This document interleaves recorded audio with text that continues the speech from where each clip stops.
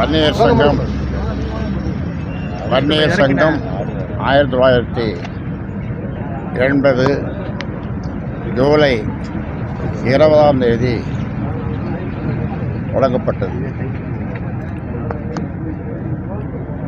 அது தொடங்கப்பட்டதனுடைய நோக்கம், அதன் முதல் கோரிக்கையாக சாதிவாரி கணக்கெடுப்பு நடத்தி தமிழ்நாட்டில் உள்ள மக்களுக்கு அவர்களுடைய சாதிவாரிக்கு ஏற்ப அந்த கணக்கெடுப்பு நடத்தி அதற்கேற்ப அவரவர்களுக்கு எல்லா மக்களுக்கும் இடஒதுக்கீடு கொடுக்க வேண்டும் என்பதுதான் முதல் கோரிக்கை. அந்த வகையில் வன்னியர்களுக்கு அவர்களுடைய மக்கள் தொகை 20 விழுக்காடு என்பதனால 20 விழுக்காடு அவர்களுக்கு கொடுக்க வேண்டும். அதே மாதிரி பட்டியலின மக்களுக்கு அவர்களுக்கு கொடுக்கப்படுகிற 18 விழுக்காடு போதாது, 22 விழுக்காடு கொடுக்கப்பட வேண்டும் என்ற இந்த 3 தீர்மானத்தை அன்று வன்னியர் சங்கம் தொடங்கிய போது தீர்மானமாக நிறைவேற்றப்பட்டது. அதன் பிறகு 44 ஆண்டு காலமாக ஏறக்குறைய 90,000 கிராமங்களுக்கு சென்று பரப்புரை செய்து மக்களை சந்தித்து மக்களுடைய குறைகளை சொல்லி இடஒதுக்கீட்டில் நாம் பெற்றிருக்கிற விகிதாச்சாரத்தை, சொற்ப விகிதாச்சாரத்தை பெற்று அதற்காக பல்வேறு போராட்டங்களை, ஒரு நாள் சாலை மறியல், ஒரு நாள் ரயில் மறியல், 7 நாள் தொடர் சாலை மறியல் என்று பல்வேறு போராட்டங்களை நடத்தியும் கூட அதன் பிறகு 10.5 என்று அந்த அளவாவது கொடுங்கள் என்று சொன்னபோது அதை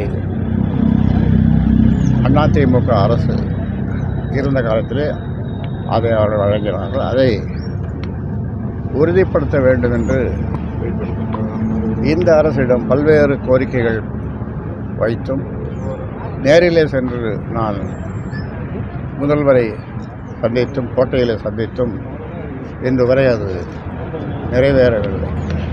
ஆக 44 ஆண்டுகள் முடிந்து 45வது ஆண்டிலே இன்றைக்கு அடியெடுத்து வைக்கிறோம். ஆனாலும் அந்த கோரிக்கை அப்படியே இருக்கிறது. அதற்காக மீண்டும் ஒரு தமிழ்நாடே ஸ்தம்பிக்கிற அளவிற்கு ஒரு மிகப்பெரிய போராட்டம், 7 நாள் சாலை மறியல் போராட்டத்தை விட ஒரு கடுமையான போராட்டத்தை செய்தால்தான் இந்த அரசு பணியும் அல்லது கொடுக்கும் என்று நாங்கள் நம்புகிறோம். அந்த வகையில் அதற்கு இப்பொழுது இருக்கின்ற இளைய சக்திகள், இளைஞர்கள் ஆர்வமாக துடிப்போடு இருக்கிறார்கள். அதனாலே, ஏனென்றால் அவர்கள் இவ்வளவு நாள் வஞ்சிக்கப்பட்டது, ஏமாற்றப்பட்டது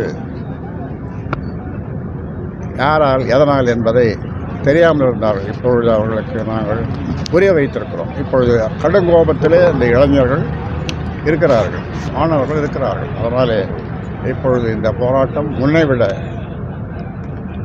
கடுமையான போராட்டமாக இருக்கும் என்று இந்த நேரத்தில் உங்கள் மூலமாக சொல்லிக்கொள்ள விரும்புகின்றேன்.